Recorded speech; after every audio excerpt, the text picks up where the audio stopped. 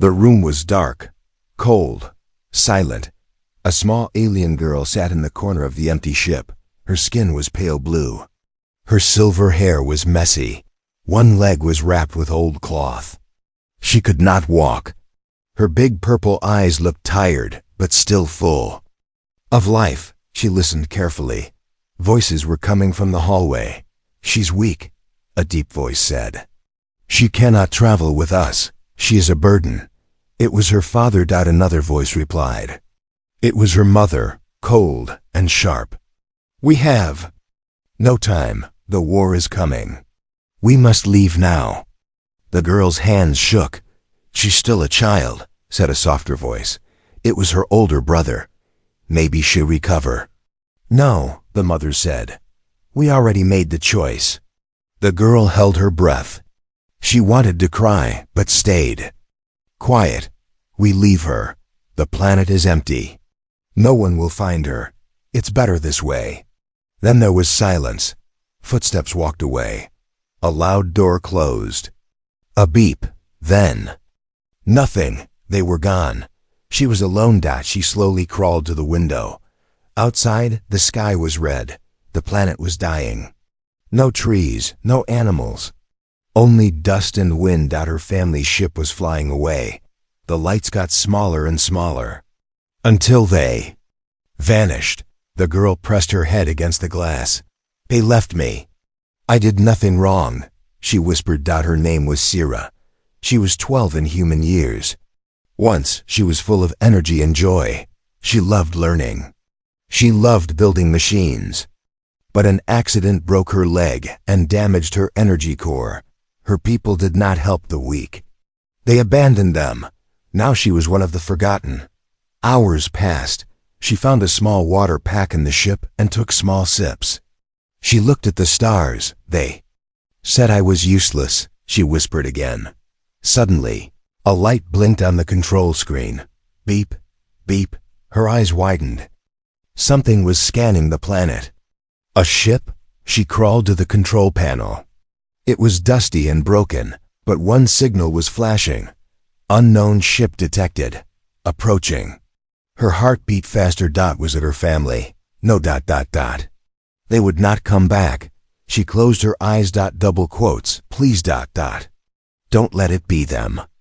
In space far above, a human exploration ship floated quietly. "Captain," said a young human crew member, "we're picking up a strange energy reading from the surface." "Life form?" the captain asked. "Very faint, but yes. Looks like a child." The captain stood up. "This planet is supposed to be dead. Well, someone's alive." The captain looked at the screen. "Send a drone, now." Back on the planet, Sira heard a sound above. Whir. She looked up through the broken roof. A small flying machine was scanning the area. She panicked. She tried to hide, but she was too slow. The drone turned to her and stopped. A soft voice came from it. "Please don't be afraid. We're here to help." Sira's eyes filled with tears. This voice was kind. Minutes later, a larger ship slowly landed near the old alien craft. Humans in suits came out, walking carefully. "Over here," someone shouted. "It's a child. She's hurt." Sira was too weak to move. She looked up at the humans. They looked strange. No tails, no glowing skin. But their eyes were warm. One human, a young man with short brown hair, knelt beside her. "Hey, you're okay now," he said gently. She stared at him. He smiled. She didn't understand his words, but somehow she felt safe. He picked her up carefully. "We're taking her back to the ship. She's freezing." As the human ship flew back into space, the stars shone brighter. Sira lay on a soft bed. She was warm. She was clean. She had food and water. She looked around. No one shouted. No one called her broken. No one left her behind. A small tear rolled down her cheek. Maybe, just maybe, this was not the end. Maybe this was her second chance. The alarms were silent. But the tension on the human ship was loud. Leo, the youngest engineer on board, stared at the screen in disbelief. His fingers hovered over the keyboard. "I don't get it," he whispered. "She should be dead. That planet's a grave." Captain Reza stood behind him, arms crossed. "Yet she's alive," barely Leo thought. The scan showed the small alien girl's energy was fading fast. Her life signal was weak, like a dying candle in space. "Send the drone," the captain ordered. "If it's a trap, we'll know soon enough." But it wasn't a trap. The girl was real. She was lying in an old alien escape pod, too weak to speak. When the drone looked into her eyes, she didn't blink. She just stared, like someone who had seen too much pain and no kindness. Within minutes, they brought her aboard. Now, inside the white lights of the medical bay, the girl opened her eyes again. She didn't understand the words around her. Strange sounds, strange people. One of them held a small glowing device and checked her leg. Another gave her something to drink. It was warm, sweet. She had never tasted anything like it. Her name, Sira, echoed only in her thoughts. She didn't speak it aloud. She didn't speak at all. A voice broke the silence. "Hey," said the boy who had carried her in. His name was Leo. "You can hear me, right?" Sira blinked once. Leo smiled and sat on the floor beside her bed. "I don't know what they did to you," he said softly, "but you're safe here." He pulled out a small round object from his pocket. It spun slowly, showing colors in the air. A toy. He placed it in her hand. She looked at it, then at him. He wasn't like her people. His eyes were soft, not sharp. He didn't look away from her like she was broken. He smiled again, wider this time. "You don't have to smile back. Just stay with us, okay?" She didn't smile, but she held the toy. Later that night, the ship's crew gathered in the command room. "We still don't know what species she belongs to," said the science officer. "Her DNA is rare, possibly engineered." "Any threats?" the captain asked. "No weapons, no implants. Just a damaged energy core in her chest. Probably why her family left her." Silence filled the room. "They left her?" Leo asked, standing in the doorway. The officer nodded. "That escape pod wasn't crashed. It was placed, on purpose." Captain Reza looked at the stars outside the window. "Cold people." "She's just a kid," Leo said. "They dumped her like trash." "Not our fight," the captain replied. "It is now," Leo said, firmer than before.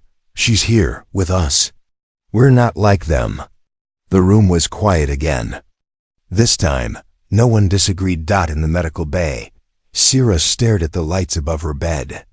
She could feel her body slowly healing. The humans gave her medicine. Real food. Warmth. No one had done that for her before. She thought of her brother. His voice, that last day. He had wanted to stop them. Maybe he had loved her. Maybe. But love was not enough. Now she was here, among creatures she had never seen, hearing words she didn't know. And yet, for the first time since her family left, she didn't feel alone. Leo returned in the morning. He sat beside her again, this time with a small screen. "Let's play a game," he said. "Pictures. You point, I say the word. Easy, right?" He tapped the screen. A red apple appeared. "Apple," he said. She stared at it. Next, a star. Star. He smiled. He showed her a picture of himself. Leo. She looked at him. Then, after a pause, she slowly raised her hand and touched the screen. Her voice was soft, weak, barely a whisper. "Leo." His eyes widened. She had spoken. He laughed. "Yes, that's me." She didn't laugh, but something changed in her face. The smallest flicker, not joy. Not yet, but hope. Somewhere deep inside, the spark returned, and it began with a name. Asterisk. The lights flickered, not from damage, not from power loss. Something, or someone, was watching. In the dark hallway outside the girl's room, The ship's sensors blinked red. Leo stared at the screen, his stomach tight. "This signal," he said. "It's not from us." The code looked strange, almost like a heartbeat. "But not human." Captain Rizzo leaned in. "Is it alien?" Leo nodded. "It's coming from inside our ship." The captain's voice grew cold. "Where?" Leo's hands moved fast over the keyboard. The signal grew stronger. He followed it down the corridors, through locked doors, past engines and wires until it stopped. His eyes widened. "It's her," he said quietly. Sira sat in the medical bay, alone. She stared at the spinning toy Leo gave her. The colors made her feel calm, but something inside her chest pulsed. A soft vibration, not pain, something wrong. She placed a hand over her heart. The energy core was active again, but not just for healing. It was sending a signal. She didn't ask it. To her people were calling, or worse. They were listening. She slid off the bed and limped toward the mirror. Her reflection looked strange. She barely knew that girl anymore. And then she saw it. A small mark near her collarbone. Glowing, hidden under the skin. It pulsed in time with her heartbeat. A tracker. Her mother had not only left her behind, she made sure Sira could never hide. Leo burst into the room. His face was pale. "We found a signal," he said. "You're being tracked." Sira's eyes filled with fear. She backed away. "No," she whispered. "It's okay," he said quickly. "We're not angry. We just need to turn it off. Do you understand?" She looked down, ashamed. "I didn't know." Leo stepped closer. "You're not the enemy. But if we don't stop that tracker, your people might find us." She froze. She didn't want to see her family again. Ever. Her voice shook. "They will come to finish it." Leo frowned. "Finish what?" She looked up, eyes wet. "They do not leave trash behind. They destroy it." He understood now. They hadn't just abandoned her. They wanted her dead. The captain held a meeting. Everyone was tense.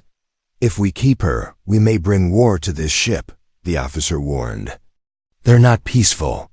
"She's just a kid," Leo said. "She's a target." Someone else argued. "We all are." Sira stood silently in the doorway. She had heard everything. She stepped forward. Limping, barefoot, small. "I can leave," she said in broken English. The room fell silent. "I not want danger to you."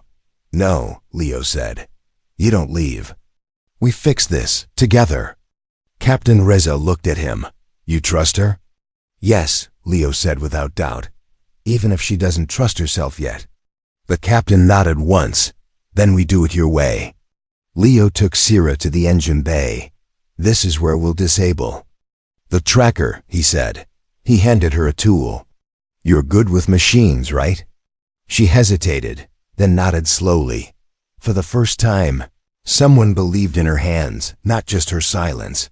They opened the small panel under her shoulder. It hurt. She didn't cry. The device inside was old alien tech, tricky, dangerous. But Sira knew how it worked. She had helped build ones like it when she was younger, before the accident. Before they called her broken. Her fingers moved fast. Sparks flew. The lights dimmed. Then dash click. The tracker blinked once, then died. Sira let out a breath she didn't know she was holding. Leo smiled. "You did it."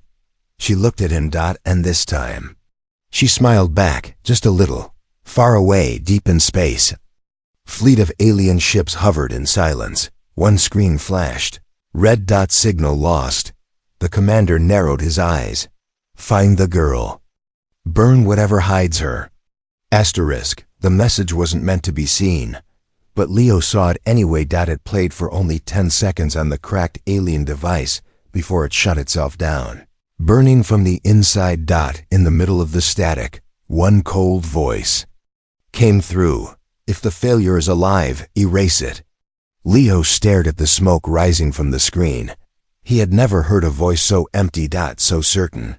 He looked toward the hallway, where Sierra sat quietly, drawing shapes on a tablet. The toy he gave her still spun nearby, catching the light. She looked peaceful now, but everything had changed. Someone had ordered her death, and that someone was her own mother. Later that night, Leo sat in the engineering bay. He couldn't sleep. He pulled up every file they had on Sierra's species called. The Varelians, smart, fast, beautiful. Cruel. They believed in perfection. Anyone born weak was sent away. Anyone injured was recycled. And those with missing energy cores? Erased, quietly, always. Sierra had both. Leo felt sick. He remembered her silence when she arrived, the way she didn't flinch when people touched her. She wasn't just scared. She had been trained not to expect kindness. In her room, Sierra couldn't sleep either. Her chest still ached from the tracker removal. But it wasn't the pain that kept her awake. It was the memory. The last time her mother touched her, it was to push her into the escape pod. No words. No goodbye. Just a cold hand and a locked door. And now they were hunting her. She wasn't a person to them anymore. Just a mistake to clean up. She pressed her hand to the glass window. Outside, the stars moved slowly past. One of them might be carrying the ship that would kill her, unless she told the humans everything. Next morning, Leo found her in the mess hall. She was holding a spoon like she didn't trust it. He sat down across from her. "You okay?" She nodded. "You slept?" She shook her head. He leaned forward. "I saw the message, Sierra. The one they sent to the tracker." "I know." She froze. Leo kept his voice gentle. "Why didn't you tell us?" Her voice was a whisper. "I wanted to be human. Just for a little while." Leo felt a lump in his throat. "You still can be," he said. "But we need to know everything." Sierra took a deep breath. "My people... do not fix broken things. They erase them. I was smart once. I built machines. I solved puzzles faster than anyone. But then..." She tapped her leg softly. "I fell. A machine crushed my leg. I was no longer perfect." Leo listened without saying a word. "They said I could not make our kind stronger, so they made me leave." She looked up, eyes wet but steady. "My mother gave the order, my own blood." Leo clenched his fists. "You're not broken. They are." She looked surprised that no one had ever said that to her before. Captain Riza called a ship-wide meeting. 3 alien scout ships have entered this system, he said. No signals, no hails. Just quiet. Everyone knew why they were here. Sierra stood beside Leo at the edge of the room. "This is my fault," she said, loud enough for everyone to hear. The crew turned toward her. She stood straight, even though her leg still hurt. "I brought danger, but I can help. I know their tech. I know how they move.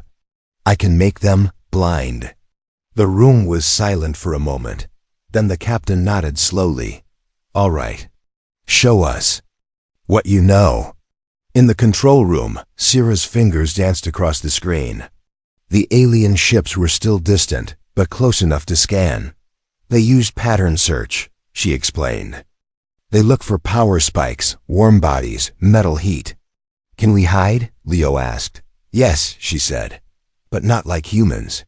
You think in light, they think in rhythm." She tapped the keys. "If we match their rhythm, we disappear." It took hours, but it worked. The human ship pulsed like a heartbeat, one only a Varelian could understand.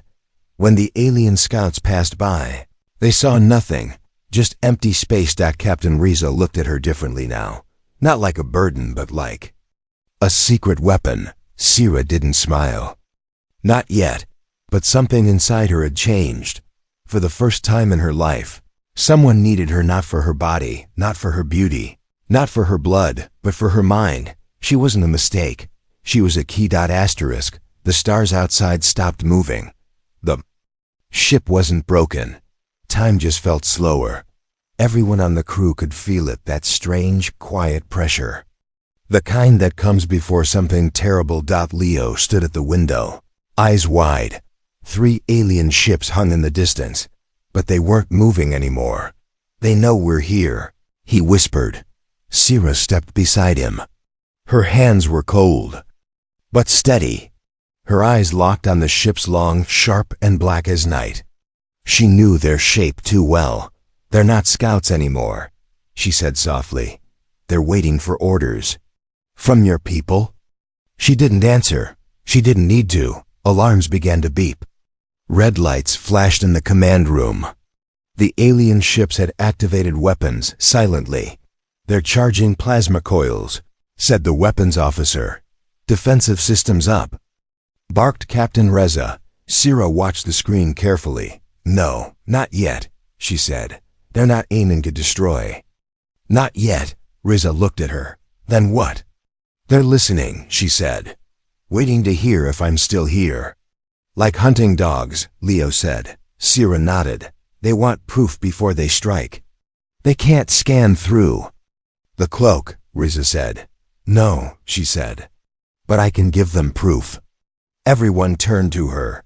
She walked to the console, her movements stiff but full of purpose. Her fingers danced across the screen. The crew watched in silence. I will send them a false signal, she said. A death pulse. A what? Leo asked. When a Varelian dies, our energy core collapses. I can fake it. If they believe I'm dead, they'll leave. Leo stepped forward. But what if they don't? Sierra didn't look at him then. They fight, and you run. The ship fell into silence again as Sierra began the process. Her skin shimmered slightly. Her core's energy pulse slowed. Lights dimmed in the room. It felt like something was dying. It felt real. Too real. Leo grabbed her hand. Are you sure? She didn't answer. She couldn't. The pulse was now deep inside her chest, slowing, breaking rhythm. The ship's sensors began transmitting the false collapse. Out in space, the alien ships received it. They paused, waited. Then, slowly, they turned away. One by one, their engines flared. The ships vanished into the dark, disappearing into warp space. Sierra opened her eyes again. The room was quiet. She was still alive. Leo let out a deep breath. That was close, but Sierra didn't look relieved. She looked tired. Empty. And something else. Afraid. Later, in the engine room, Leo found her alone. She sat in the shadows, her hands shaking. That signal, she whispered. It was too strong. What do you mean? She looked at him, her voice thin. I felt them, not just the ships. The minds behind them, my people. Leo knelt beside her. Did they feel you back? I don't know, she said, but they're not just hunting anymore. They're angry. Leo's heart sank. You mean they'll come back? She nodded. Next time, they won't stop. Captain Reza called a meeting. The choice was clear now. They had 2 options. Run, get as far away as possible, and hope to hide in deep space. Or fight, prepare the ship. Arm the crew, and face whatever came. We are not a warship, said the officer. No, Reza replied. But we are not cowards either. Everyone turned to Sierra. She looked around the room. These people, so strange, so different, had become her only family. She stood, her voice quiet but steady.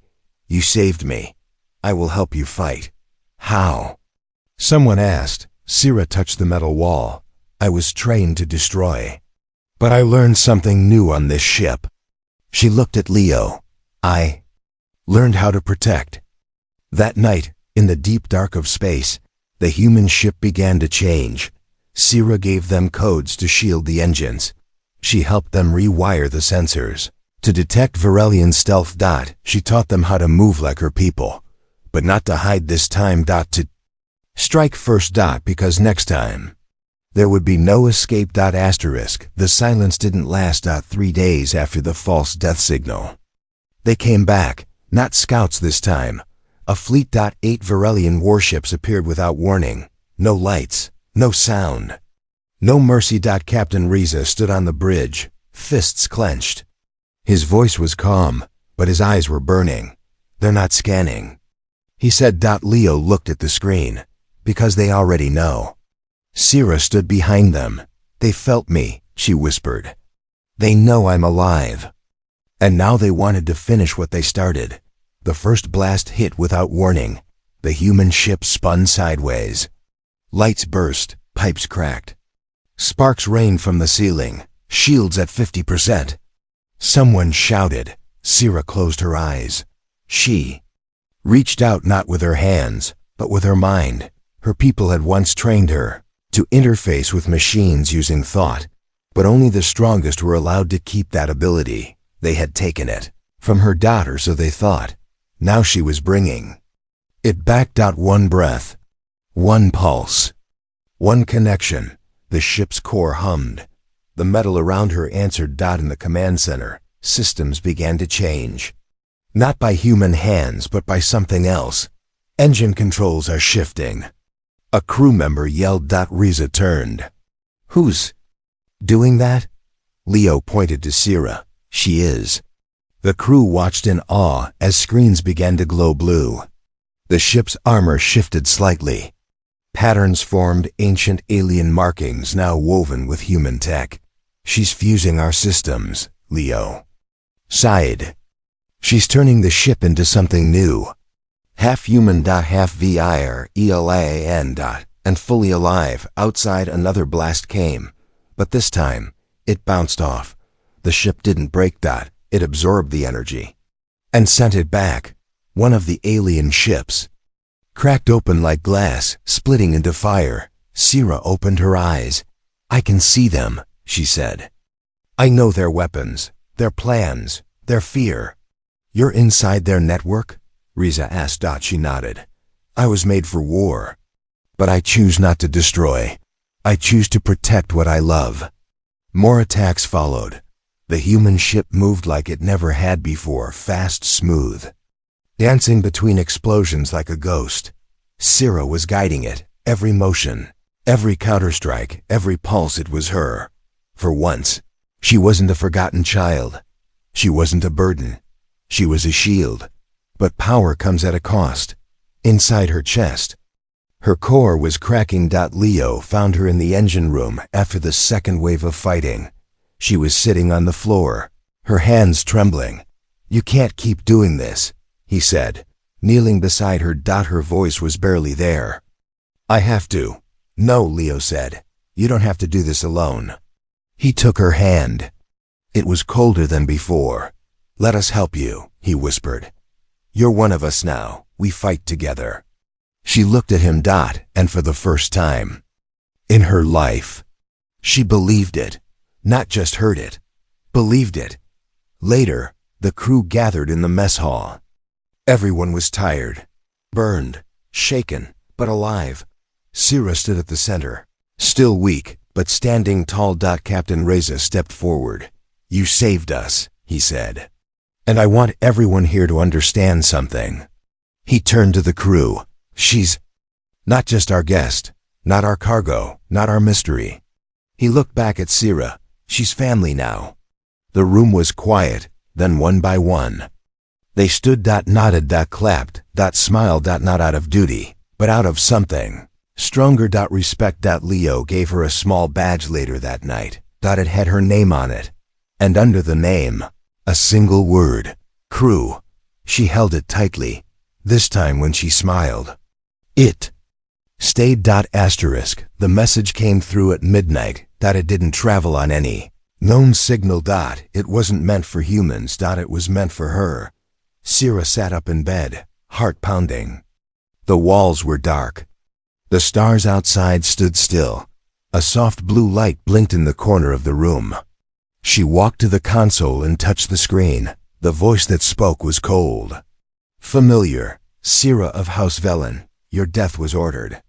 Your survival is failure. Your life is shame. Return now. And end it with honor. It was her mother. Even across the stars, her voice carried no warmth. Leo found her sitting in silence. Her hands were on the table still. Her eyes looked far away. They sent another message, she said quietly. Leo sat beside her. What did it say? Sira didn't answer right away. Then with a shaky breath, she whispered, "Come home." "And die." Leo's jaw tightened. "That's not a home. That's a prison." She turned to him. "It's still my blood." "No," he said gently. "Family is not who leaves you behind. It's who stays and stands beside you." She looked down. Then she took off the small badge he gave her. Held it in her hand and slowly put it back on her chest. The captain called the crew to the bridge. "The Varelian Empire has sent a final fleet. Bigger than before," he said. 10 warships, full strength." The room went quiet. "They want her, or they want us destroyed." Leo stood beside Sira. "We're not giving her up," Reza nodded. "Then we hold the line." Sira stepped forward. "No. We don't hide." The crew looked at her. Her voice grew stronger. "I will speak to them." Outside the ship, the fleet appeared like shadows across the stars. Cold. Silent. Waiting. One ship opened a channel. Sira stepped into view. The alien commander appeared, a tall Varelian with burning silver eyes. "You live against the will of your blood. Do you think this changes anything?" Sira stood tall. "No, I don't think it changes you." She raised her hand and pointed behind her at the human crew watching from the windows. "But it changed me. I am not your mistake. I am not your trash. I am not your burden. I am Sira, and I choose my own future." The commander's face darkened. "You choose death then?"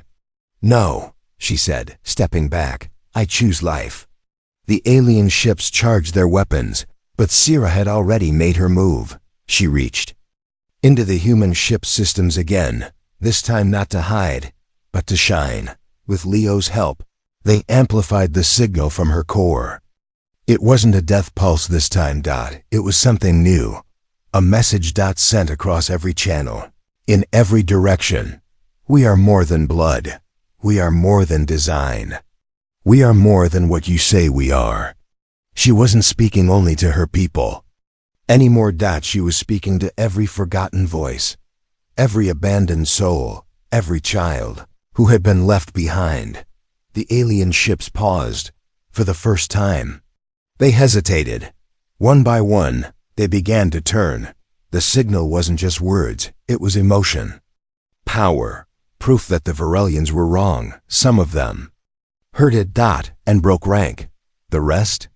They vanished into the black, silent, and defeated. Not by war, but by truth.